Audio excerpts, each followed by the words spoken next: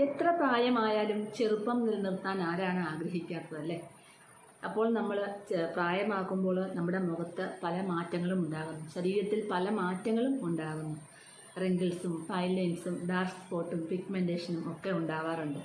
40 വയസ്സിന് ശേഷമാണ് ഈ ഒരു കാര്യങ്ങളൊക്കെ നമ്മുടെ ഫേസിലാണെങ്കിലും ഒക്കെ പ്രത്യക്ഷപ്പെടുന്നത്.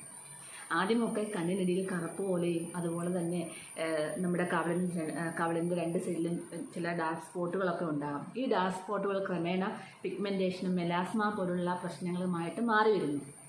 അപ്പോൾ ഇതിൻ്റെയൊക്കെ കാരണം എന്താണ്? 40 വയസ്സിന് ശേഷമാണ് നമുക്ക് ആർത്തവ വിരാമമൊക്കെ ഉണ്ടാകുന്നത്.